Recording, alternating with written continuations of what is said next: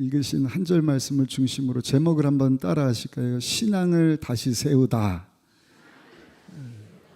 우리가 새해를 맞이하고 또 우리 장로님 기도해 주신 것처럼 3.1절이 1919년입니다. 107년이 됐는데 107년 동안 우리가 잊지 않고 하나님의 은혜 또 이 나라 독립을 위해서 수고하신 분들을 기억하는 것처럼 우리가 평생 하나님께서 우리에게 베풀어 주신 그 놀라운 사랑과 은혜에 여기까지 인도하신 하나님을 기억하고 살게 되시기를 예수님의 이름으로 축원합니다. 느헤미야가 그와 같은 삶을 살았습니다. 느헤미야의 시작도 훌륭했지만 중간도 믿음으로 또 마지막도 믿음으로 산 것을 우리가 성경을 통해서 봅니다. 느헤미야는 그 중년의 나이에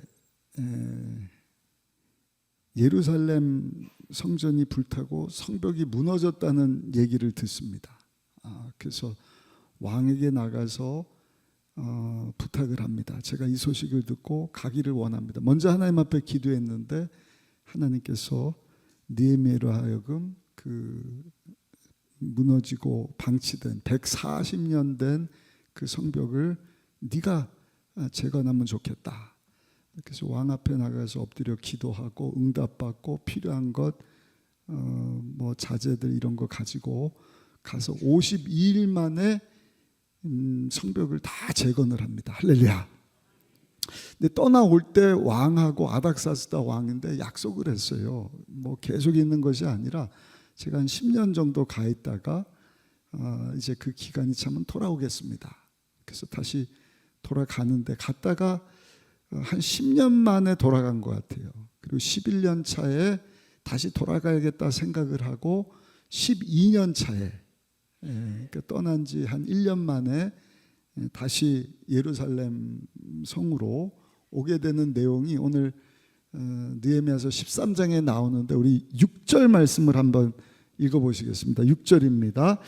그때는 내가 예루살렘에 있지 아니하였느니라. 바벨론 왕이 아닥사스다 32년에 내가 왕에게 나아갔다가 며칠 후에 왕에게 말미를 청하였다. 말미를 청했다는 것은 휴가 신청을 한 것입니다. 이게 아닥사스다 왕 32년 1장에 보면 아닥사스다 왕 20년 때거든요. 그러니까 12년의 세월이 지나서 지금 느헤미야의 나이는 아마 60이 훌쩍 넘은 적지 않은 나이에 다시금 예루살렘에 돌아온 것입니다. 그런데 와서 보니까 와 불과 1년 만에 뭐 성벽은 그대로인데 이 백성들의 신앙이 다 무너진 것입니다. 이방 족속들하고 지나는데 이게 택함 받은 거룩한 하나님의 백성인가 싶을 정도로 그래서 나이가 지금 적지 않은 그 60 넘은 나이지만 느헤미야서 13장을 보면 여전히 열정을 가지고 젊었을 때 한 것 이상의 신앙의 개혁을 일으키는 것을 우리가 봅니다. 어떤 목사님이 그런 얘기를 해요. 개혁된 교회도 계속해서 개혁되어만 된다. 한번 개혁됐으니까 이제는 다 된 것 아니냐? 그렇지 않다는 것입니다. 새롭게 되었지만 계속 새로워져야 된다. 우리 신앙이 그렇지 않습니까? 내가 20대, 30대 예수님 영접하고 10년 전에, 5년 전에 예수님을 영접했다. 그러면 이제는 다 된 것이 아니라 우리 교회 모든 성도들은 예수님 오시는 그날까지 날마다 그리스도의 장성한 모습을 표대로 삼고 주님 닮아가는 거룩한 하나님의 삶을 살아가다가 주 앞에 서게 되는 우리 모두가 되시기를 예수님의 이름으로 축원합니다. 느헤미야가 와서 보니까 심각한 문제가 4가지가 생겼는데 첫 번째가 무슨 문제가 있었느냐? 그 성전을 더럽힌 것입니다. 느헤미야가 떠나면서 대제사장이 그냥 제사장이 아니라 대제사장 모든 영적인 것을 총괄하는 오늘날로 하면 담임 목사 정도 될 텐데 엘리야십이라고 하는 사람에게 성전을 내어 맡기고 성전 안에서 제사 드리고 사역하는 모든 것을 맡겼는데 와서 보니까 세상에 성전 안에 성도들이 가져온 헌금, 곡식, 또 성물 집어넣는 그런 창고 같은 방이 있었는데 그 방을 그 암몬 족장, 성전 재건할 때, 성벽 재건할 때 와서 도비아 산발랏이 계속 방해를 놨거든요. 이건 안 되는 일이다. 니네들 왜 이런 짓을 하느냐. 막 그냥 왕에게 조서를 보내갖고요. 얘네들 안 됩니다. 여기 잘 되면 반역할 사람들입니다. 못하게 하고 막 저지했던 이방 족속 족장인 도비아에게 성전을 안방처럼 내어줬다. 우리 4절 5절 한번 읽어보겠습니다. 4절 5절입니다. 이전에 우리 하나님의 전에 방을 맡은 제사장 엘리야십이 도비아와 연락이 있었으므로 도비아를 위하여 한 큰 방을 만들었으니 그 방은 원래 소재물과 유향과 그릇과 또 레위 사람들과 노래하는 자들과 문지기들에게 11조로 주는 곡물과 새 포도주와 기름과 또 제사장들에게 주는 거제물을 두는 곳이라. 근데 이 성전을 이방 사람에게, 도비아에게 안방처럼 내어줬다. 이유는 뭐냐? 대제사장이 타락했기 때문이다. 불과 1년 만에. 여러분, 여기 엘리야십이라고 하는 대제사장만 우리가 손가락질 할 것이 아니라 그것이 우리의 신앙이 될 수 있다 하는 것을 오늘 특별히 성찬주일로 하나님 앞에 예배를 드리고 있는데 우리 신앙을 잘 한번 점검하는 시간이 되시기를 예수님의 이름으로 축원합니다. 내 마음 성전 안에 성령님이 와 계시는데 어떻게 하다 보니까 1년 아니라 뭐 6개월 만에, 아니 당장 일주일 만에 내 마음 성전 안에 하나님 기뻐하시지 않는 더럽고 추하고 악한 것이 와서 자리 잡고 있다고 한다면 히브리서 9장 22절에 피 흘림이 없은즉 제사함이 없느니라. 예수님이 십자가에서 우리 죄를 대신하시기 위해 흘려주신 그 보배로운 보혈을 의지하여 하나님, 나의 생각과 내 마음과 더럽혀진 나의 모든 것을 깨끗하게 하여 주옵소서. 그래서 날마다 하나님 앞에 칭찬 듣는 거룩한 신부로 세워질 수 있는 우리 모두가 되시기를 예수님의 이름으로 축원합니다. 느헤미야가 나이 들어서도 한 일입니다. 와서 보니까 이 성전이 더럽혀졌다. 그래서 성경에 보면 그 살림살이를 다 갖다 내던져 버리고 있어야 되는 성전에 예배드리고 해야 되는 직기류를 제자리에 다 갖다 놓았다. 두 번째입니다. 느헤미야가 오늘 본문에 보시면 와서 보니까 성전만 더럽히는 것이 아니라 성도들이 11조를 안 드리는 거예요. 제사장 엘리야십이 타락했으니 그 밑에서 신앙생활하는 성도들은 두말하면 잔소리죠. 신앙이 아예 바닥을 치는데 11조를 드려서 그 곳간을 채우라고 말씀을 하셨는데 11조를 채워넣는 곳간이 텅텅 비어버렸다. 12절 말씀입니다. 내가 모든 민장들을 꾸짖어 이르기를 하나님의 전이 어찌하여 버린 바 되었느냐 하고 곧 레인들을 불러 모아 다시 제자리에 세웠더니 이에 온 유다가 곡식과 새 포도주와 기름의 11조를 가져다가 곳간에 드림으로. 지난주에 11조가 뭔가 말씀드렸습니다. 11조는 우리의 영과 육이 균형을 잡는 것이다. 우리는 영적인 존재로 하나님이 만드셨잖아요. 그래서 흙으로 우리를 빚으셨는데 그 코에다가 생기를 불어넣으셔서 우리가 생명이 됐다. 그러니까 우리의 몸은요, 육만 있는 게 아니라 영이 함께 존재하는 공간이에요. 그래서 이것이 균형을 잘 이루어야 됩니다. 특별히 하나님의 생명을 가진 자는요, 하나님의 인도하심을 받아야 살아가는 줄로 믿습니다. 그래서 하나님이 아담을 빚으시고 혼자 독처하는 것이 아름답지 않다. 그래서 돕는 배필로 하와를 만드셨는데 그 돕는 배필을 히브리어로 아셀이다. 아셀이라고 하는 단어는 하나님께만 사용되는, 하나님이 우리를 도우시듯이 하와야 네 배필 아담을 도와주기를 원한다. 뭐가 도와주는 거예요? 육과 영이 균형을 잘 잡힌 삶을 살도록 아담 또한 하와로 하여금 균형 잡힌 삶, 육적으로 살지 않도록 하나님을 주인으로 모시고 사는 삶을 살도록 배필을 붙여주셨다는 것을 우리가 살펴봤어요. 우리 부부로 하나님께서 짝지어 주신 것은 우리 배우자, 우리 남편, 아내 정말 열심히 육적으로 살도록 우리가 도와주지만 영적으로도 무뎌지지 않도록. 할렐루야. 예수 믿지 않는 분들이 있으면 부지런히 하나님 앞에 기도하면서 하나님 저들에게 은혜를 베풀어 주셔서 저들도 속히 주님 앞으로 나오게 하여 주옵소서. 예수님을 삶의 주인으로 영접하고 죄사함 받고 구원받은 하나님의 자녀로 거듭나게 하여 주셔서 우리 배우자뿐만 아니라 우리 가정이 하나님을 주인으로 인정하는 삶을 살게 하여 주옵소서. 그렇게 살지 못하니까 창세기 7장 노아 홍수 심판 이야기가 나오는데 왜 하나님이 홍수로 심판을 내리냐. 6장에 보니까요, 하나님과 함께하는 것을 기뻐하지 않았다. 그래서 하나님이 저들을 떠나시겠다.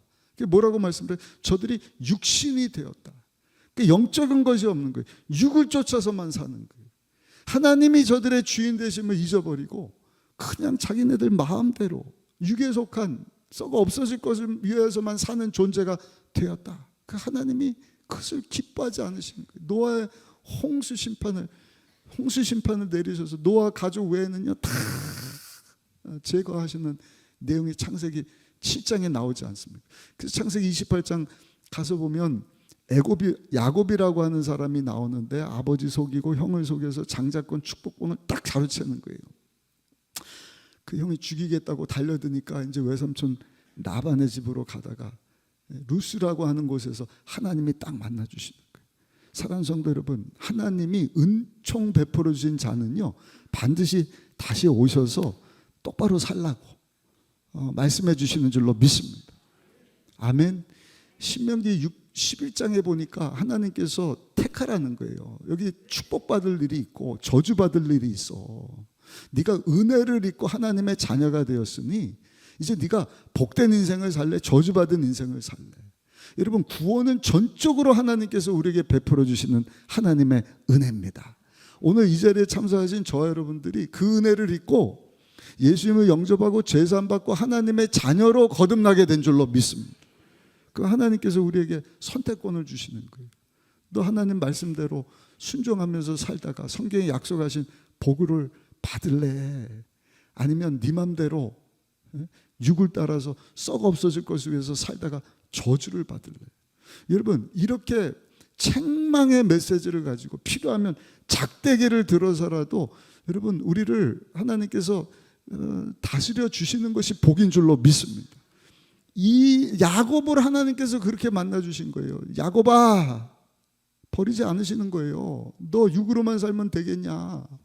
네 할아버지 아브라함을 내가 축복하고 네 아버지 이삭을 축복하고 하늘의 별과 같이 후손이 많을 것이고 동서남북 바라보는 땅을 다 너에게 줄 것이라 그랬는데 네가 육적으로만 살면 되겠냐? 내가 할아버지를 아버지를 축복한 것을 너를 축복하기를 원한다. 와, 하나님이 우리 할아버지를 우리 아버지를 나를 이렇게 사랑하시고 은총을 베풀어 주셨구나. 그렇게 살면 안 되지. 그리고 거기서 돌베개 베고 자던 야곱이 일어나갔고요, 단을 쌓는 거예요. 아버지 집이다, 베델이다. 그러면서 서원을 하는 거예요. 하나님이 우리 할아버지 아버지 복 주신 것처럼 내가 이제는 육신으로 살다가 끝나는 것이 아니라 하나님을 주인 삼고 살기를 원하오니 주여 축복해 주시면 하나님이 내게 주시는 것의 10분의 1, 11조를 하나님 앞에 바치겠습니다. 이건 시내산에서 하나님께서 십계명, 하나님께서 명령으로 11조 드리라고 말씀하신 것 이전의 사건인 거예요. 뭘 얘기를 하는 거예요? 11조라는 것은 내가 육으로만 사는 것이 아니라 하나님을 내 인생의 주인으로 모시고 사는 결단이구나. 아멘. 느헤미야에게는 그런 결단이 있는 거예요. 할아버지가 돼서 왔어요. 1년 만에 도달하는데 1년 만에 저들의 신앙이 완전히 무너진 것입니다. 그것을 보고 여러분, 느헤미야가 한 일이 뭔가 우리 10절 말씀 같이 한번 읽어보시겠습니다. 10절입니다. 내가 또 알아본즉 레위 사람들의 몫을 주지 아니하였으므로 그 직무를 행하는 레위 사람들과 노래하는 자들이 각각 자기 밭으로 도망하고. 심각한 거예요. 대제사장은 타락해서 돈 받고 성전을 이방 성전 회파하는 자에게 안방으로 내주질 않는 그 백성들은 11조를 드리질 않으니까. 레인과 제사장들은 예배드리고 예배 돕는 자들이 레인 드리지 않습니까? 근데 업이 없어요. 하나님이 기업입니다. 하나님 의지하면 백성들이 가져온 11조를 가지고 저들이 먹고 살고 생계를 유지해야 되는데 11조를 드리지를 않으니 저들이 어떻게 했다? 밭으로 다 도망쳐 버렸다는 거죠. 오늘날면 목사님 전도사님들이 어떻게 한 거예요? 일하겠다고. 아예 성도들이 헌금도 안 하고 11조도 안 하니까 아예 아르바이트해서 돈 벌어야지 이게 살 수 없습니다. 심각한 문제. 왜냐? 교회가 그렇게 되면 예배가 사라지는 거예요. 여러분들의 신앙으로 양육해주는 목사님 전도사님들이 사라진다는 것입니다. 그러니까 목사님 전도사님들이 여러분들에게 예배 드립시다, 기도합시다, 성경 공부합시다, 셀러 모입시다, 교육받읍시다, 그렇게 얘기하는 것에 대해서 감사할 수 있으시기를 예수님 이름으로 축복합니다. 일본 가서 보면요, 일본 교회 무목교회가 있어요. 무목교회가 많다는 거예요. 무목교회가 뭐냐면 목사님이 없다는 거예요. 예배당은 있는데 예배당 안에 예배드리고 말씀 전해주고 신앙으로 양육하는 목사님 전사님이 없다. 그럼 누가 가서 거기서 말씀 전하는 외부 목회자 선교사님들이 가는 거예요. 그러면 막 성도들이 은혜를 받아요. 말씀 듣고 은혜 받고 너무 감사해요. 우리도 이런 목사님 이런 전사님 있었으면 좋겠는데. 그러면 11조를 드리세요. 헌금을 바치세요. 그러면 전사님들 목사님들이 와서 이 교회를 섬길 것 아닙니까? 근데 그때뿐인 거예요. 감동받았어요. 은혜 받았어요. 행동하지 않는 신앙. 일본의 무목교회가 그렇게 많다. 육적으로 끝나버리는 것입니다. 이와 같은 상황이 발생하지 않도록 느헤미야가 한 일이 뭔가? 11조 다 하나님 앞에 드려야 된다. 그래서 도망친 레위인들, 제사장들 다 불러다가 예배를 회복시켰다는 내용이 성경에 나오지 않습니다. 여러분 말라기서 3장에 보니까 하나님 뭐라고 말씀을 하셨어요? 내 창고에 11조를 드려 하나님께서 하늘문을 여시고 너희를 복주시지 아니하나 시험하여 보라. 11조는요 주어가 하나님인 거예요. 하나님, 내가 육을 가지고도 살지만 내 인생의 주인은 하나님이신 것을 내가 고백합니다 하고 모든 것 주시는 하나님 앞에 11조를 드린다는 것은 하나님을 내 인생의 주인으로 삼는 것입니다. 아멘. 하나님께서 우리 인생의 주인이 되시고 우리를 다스리시고 통치하실 때 성경에 하나님께서 약속하신 복, 말라기 3장 곧 후이되어 누르고 흔들어 넘치도록 하여 너에게 더하여 주실 것이다. 시편 1편 1절로 3절에 보니까 하나님의 말씀에 순종하면 그 말씀을 지켜 행하면 하나님께서 복을 주시는데 시냇가에 심기운 나무와 같이 시냇가에 물가에 심기는 나무니까 철을 따라 과실을 맺어요. 아멘. 하나님이 책임져 주는 인생이에요. 다른 사람들은 물이 없고 뭐 잎이 메마르는데 잎사귀가 무성하며 시절을 따라 과실을 맺으며 그가 하는 일이 만사 형통하리라. 막힘이 없게 되는 축복하심이 여러분들 가운데 임하게 되시기를 예수님의 이름으로 축원합니다. 신명기 28장에도 그 말씀하잖아요. 훈련 다 민수기서 통해서 받고 이제 모세를 통해서 되풀이신 약속의 땅 들어가기 전에 신명기 28장 보면 뭐라고 말씀을 해요? 선택하라. 말씀을 듣고 끝나는 것이 아니라 그 말씀대로 살면 성경에 약속하신 복 1절부터 6절까지 네가 들어와도 복을 받고 나가도 복을 받고 너 때문에 성읍이 복을 받고 가는 곳마다 하나님이 축복해 주시고 떡반죽 그릇과 네 소생의 새끼와 집에서 키우는 우양간의 새끼까지도 하나님이 다 복을 주실 텐데 따라합시다. 세계 모든 민족 위에 뛰어나게 하시는 복입니다. 왜 하나님이 이와 같은 복을 주시겠다는 거예요? 왕 같은 제사장의 삶을 살라고. 아멘. 아멘. 그러니까 순서가 올바라야 되는 거예요. 프루이데 하나님을 우리가 향유한다는 것은 하나님이 어떤 분이신지를 알아야 하나님을 향유하는 거예요. 하나님의 임재를 사모하는 거예요. 하나님을 어떻게 합니까? 내 감각 따라서 경험 따라서 아는 거예요. 그렇지 않아요. 하나님의 말씀을 통해서. 그래서 오직 말씀으로 우리 옆에 분하고 인사합시다. 새해에는 하나님의 말씀을 붙잡고 사십시다. 말씀을 듣는 것으로 끝나면 안 되고 하나님 말씀하시면 아멘하고 순종해야 돼요. 선택해야 되는 것입니다. 내가 하나님 말씀 붙잡고 그대로 살겠습니다. 하나님의 뜻이 무엇인지를 알게 되었으니 주의 이 말씀에 순종하겠습니다. 그럼 하나님께서 복을 주시는 거예요. 그게 뭐예요? 11조 드리는 거예요. 하나님을 주인으로 모시고 내가 하나님 뜻 가운데 살기를 원합니다. 기도도 마찬가지입니다. 하나님의 뜻이 뭔지도 모르고 그냥 내 구할 것 막 주세요, 주세요, 돈 주세요, 병 고쳐 주세요, 문제 해결해 주세요. 여러분, 하나님이 수단이 되는 거예요. 그렇게 기도하는 순간 내가 주인이 되는 거예요. 하나님은 수단이 돼서 하나님을 이용하는 거예요. 근데 여러분, 성경은 그걸 죄라고 말씀을 하는 거예요. 우리는 하나님께 영광 돌리는 삶을 살도록 우리를 만드신 거예요. 아멘. 어떻게 하나님께 영광을 돌리는가? 하나님의 뜻을 알아야 돼요. 하나님의 뜻은 하나님의 말씀을 통해서만 아는 것입니다. 그 말씀을 통해서 하나님의 뜻을 알았으면 듣는 것으로 끝나면 안 되고 순종해야 되는 것입니다. 그게 믿음입니다. 그러면 믿음으로 살 때 하나님께서 성경에 약속하신 복으로 후이되어 누르고 흔들어 눌러 넘치도록 하여 저 여러분들뿐만 우리 자손들 가운데 더하여 주실 줄로 믿습니다. 그러면 그 복 가지고 뭐 해야 된다? 내가 또 기고만장해서 에헴 나 잘났다 이것이 아니라 왕같은 제사장의 삶을 살아야 된다. 잘 들으세요. 40년 광야에서 훈련시키시고 젖과 꿀이 흐르는 땅으로 인도하신 데는 하나님께서 저들로 하여금 왕같은 제사장, 하나님을 모르는 저 이방 족속들과 하나님을 연결시켜주는 다리 역할을 하라고. 신약에 와서는 예수님께서 증인이 되어라. 아멘. 이 우리 힘 가지고 안 되니까 성령님을 보내주신 거예요.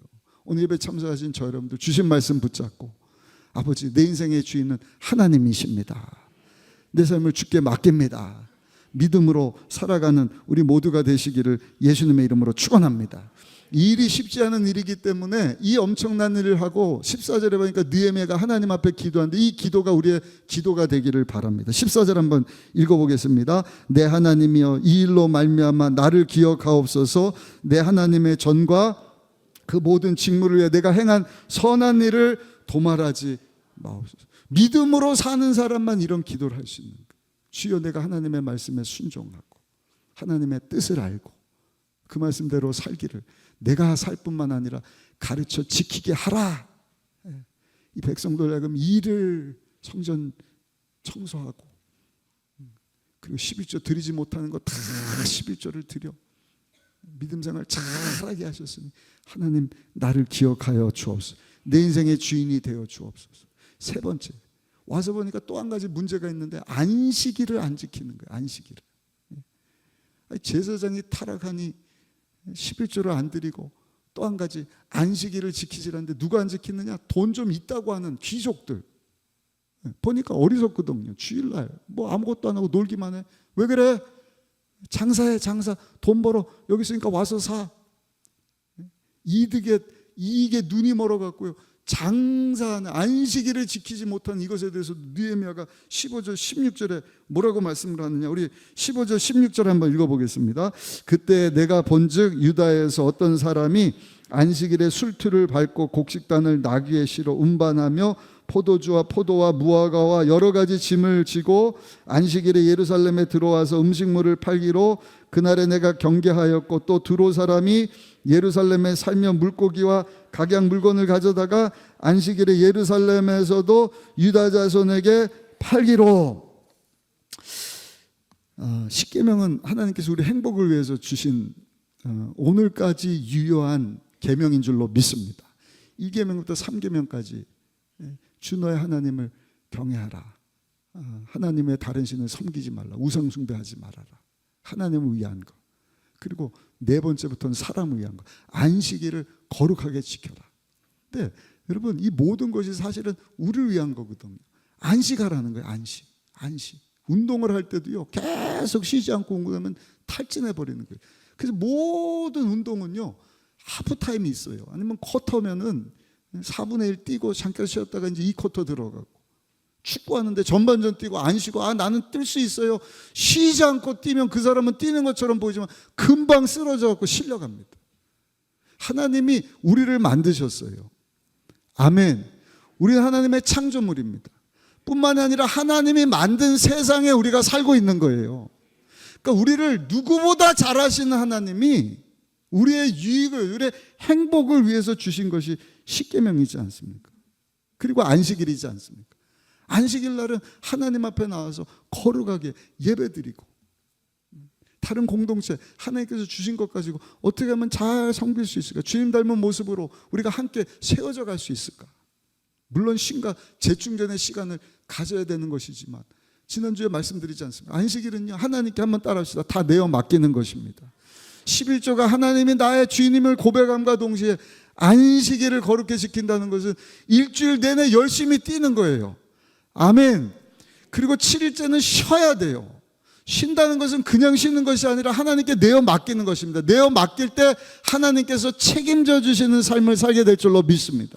하나님이 우리의 인생을 완성시켜 주실 줄로 믿습니다. 그래서 느헤미야 그것을 똑바로 가르쳐 주는 거예요. 우리 17절부터 19절까지 한번 읽어보겠습니다. 시작. 내가 유다의 모든 귀인들을 꾸짖어 그들에게 이르기를 너희가 어찌 악을 행하여 안식일을 범하느냐? 너희 조상이 이같이 행하지 아니하였느냐? 그래서 우리 하나님이 이 모든 재앙을 우리와 이 성읍에 내리신 것이 아니냐? 그럼에도 불구하고 너희가 안식일을 범하여 진노가 이스라엘에게 더욱 심하게 임하도록 하는도다 하고, 안식일 전 예루살렘 성문이 어두워갈 때 내가 성문을 닫고 안식일이 지나기 전에는 열지 말라 하고, 나를 따르는 종자 며칠 성문마다 세워 안식일에는 아무 짐도 들어오지 못하게 하였으므로. 아멘.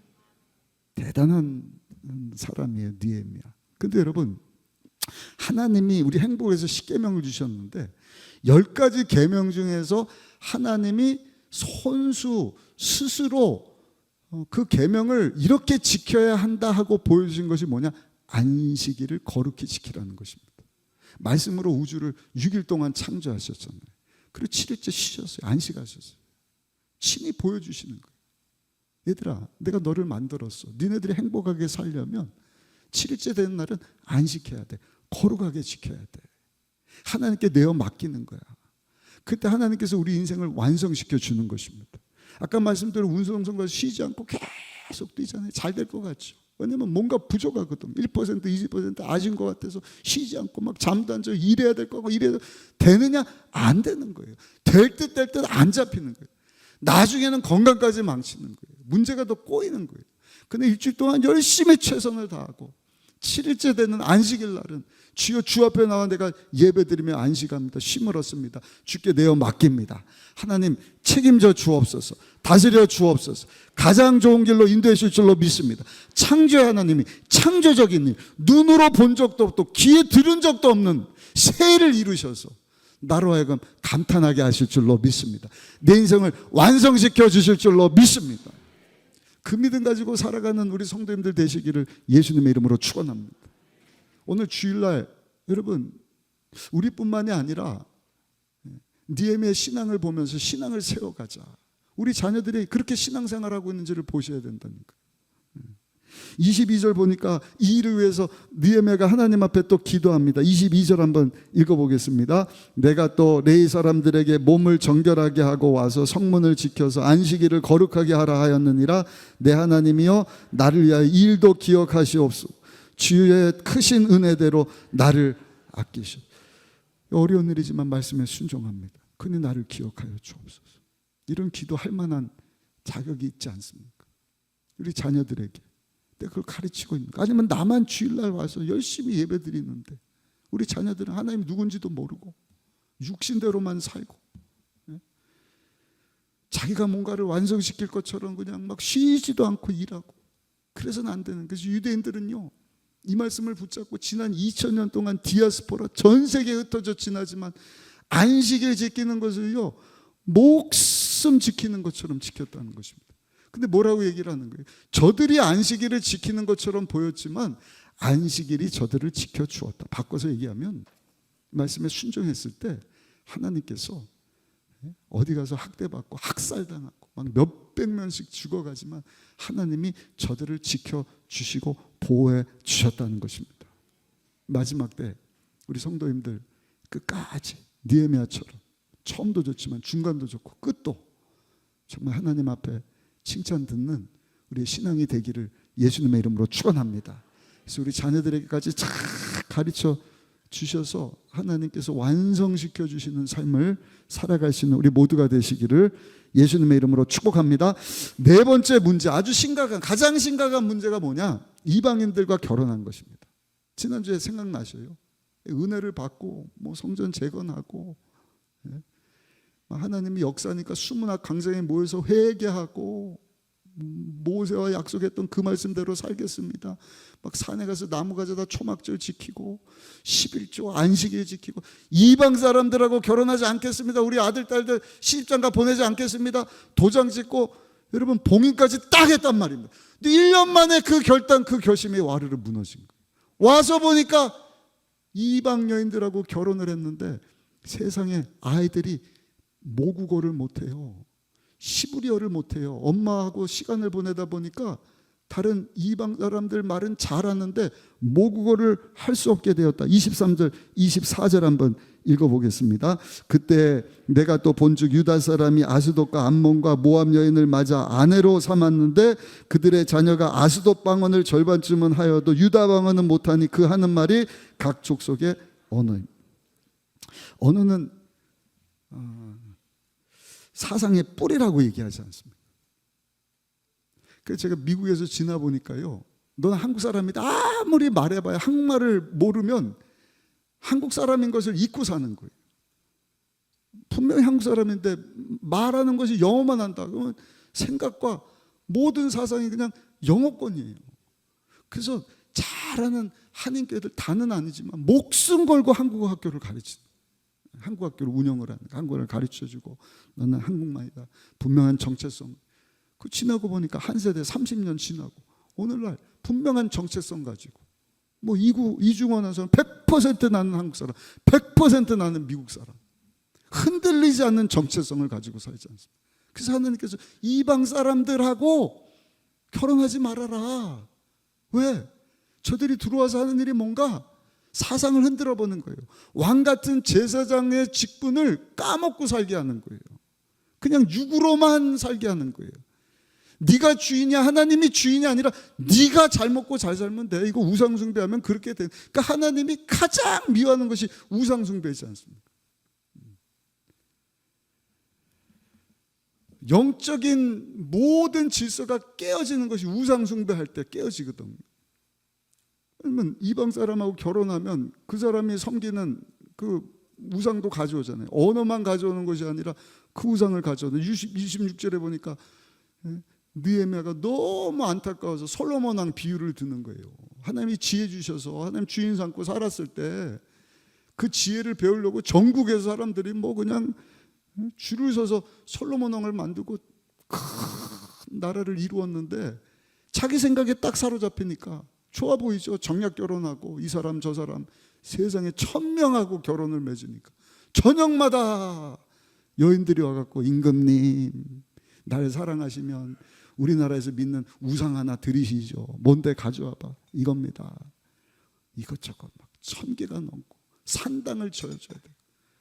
근데 여러분 하나님이 어디 있어요? 야훼 하나님이 아니라 우상 성비는 온갖 우상들이 오니까 하나님이 왕 같은 제사장으로 하나님께서 말씀하신 것 그대로 살면 축복하신다는 그 축복을 주실 수가 없단 말입니다. 느헤미야가 솔로몬 왕 얘기를 하면서 어떻게 이방 사람들하고 살면서 아이들이 그냥 모국어도 다 잃어버리고 시당도 다 까먹고 11조도 안 돼, 안식일도 못 지키고 성전을 더럽히고 이렇게 살 수가 있느냐? 이 지성인이고 이 인격자인 느헤미야가 25절에 보니까요 몇 사람을 데려다가 막 때려요. 저주하고 책망하고 성경이니까 막 머리털까지 막 뽑아버린 거예요. 그럴 수 있어, 안 되는 거 아니야. 우리 한번 읽어보실까요? 25절 말씀 같이 한번 읽어보겠습니다. 내가 그들을 책망하고 저주하며 그들 중 몇 사람을 때리고 그들의 머리털을 뽑고 이르되 너희는 너희 딸들을 그들의 아들들에게 주지 말고 너희 아들들이나 너희를 위하여 그들의 딸을 데려오지 아니하겠다고 하나님을 가리켜 맹세하라. 맹세한 것 아니냐? 때리고 책망하고 저주하고 머리털을 뽑는다는 것은 수치스럽고 모욕적인 일이에요. 우리로 하면 상투를 막 풀어 제끼는 것입니다.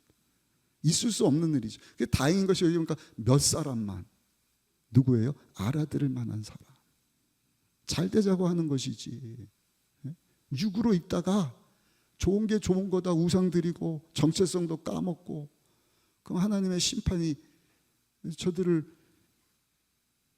위하여서 예비되었는데 그렇게 살 수 없으니까 이렇게라도 했을 때 귀 기울여 들을 수 있는 사람.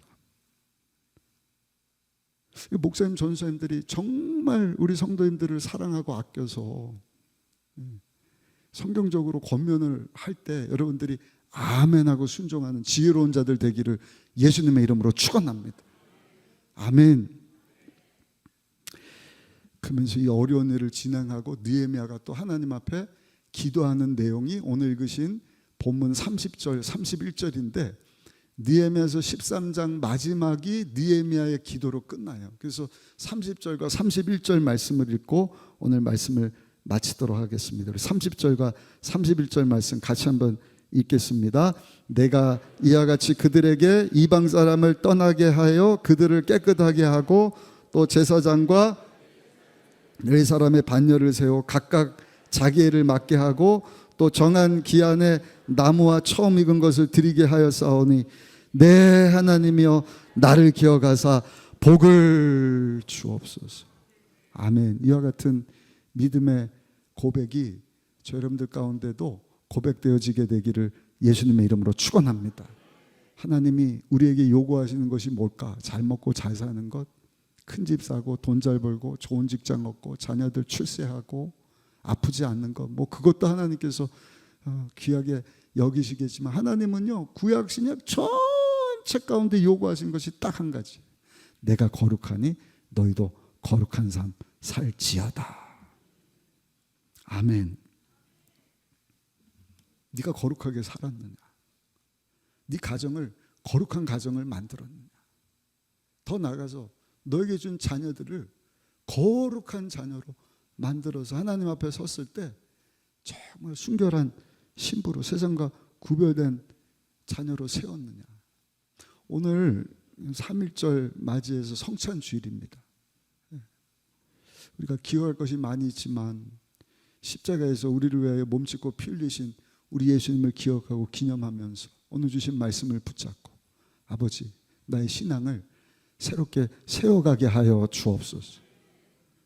생각하지도 못하게 우리 마음 성전 가운데 세상 것이 들어왔다고 한다면 주의 보혈로 깨끗이 씻어주시고 하나님을 내 인생의 주인으로 모시기를 원합니다. 11조 그 하나님이 뭐 우리한테 몇 푼 받아서 하나님한테 무슨 큰 이익이 되겠어요. 다 우리를 위한 것입니다. 하나님을 주인으로 모시기를 원합니다. 안식일을 거룩히 하는 것. 막 내가 일하고 막 바쁘고 할 일 많은데 나를 이렇게 힘들게 하지. 그게 아니라 하나님께 내어 맡기라는 거예요. 그럴 때 하나님께서 책임져 주시겠다. 아멘. 그 이방 족속들과 결혼하지 말아라. 정체성의 혼란이에요. 하나님의 자녀로 살아야지. 너는 왕같은 제사장이 하나님의 은혜 은총을 입고 제사함받고 구원받은 하나님의 자녀가 되었으면 이 땅은 세상 사람들하고 똑같이 잘 먹고 배부르고 건강하게 살다가 흙으로 돌아가는 그런 존재가 아니라 왕같은 제사장이야. 예수님을 땅끝까지 전하는 증인의 삶을 살아야 된다. 그런 삶 살게 하여 주옵소서. 그것을 우리 자녀들에게까지 잘 가르치게 하셔서 우리 자녀들이 하나님 앞에 다른 세대가 아니라 사사기서 보면 그런 내용이 나오잖아요. 완전히 다른 세대가 돼버려. 다음 세대가 돼야 되는데 하나님이 쓰실 만한 세대가 돼야 됩니다. 오늘 다음 세대를 위해서 축복 기도해 주는 시간을 갖습니다. 그렇게 우리 신앙을 점검하고 우리의 신앙을 우리 가정을 우리 교회를 우리 다음 세대를 새롭게 세워갈 수 있는 우리 모두가 다 되시기를 예수님의 이름으로 축원합니다.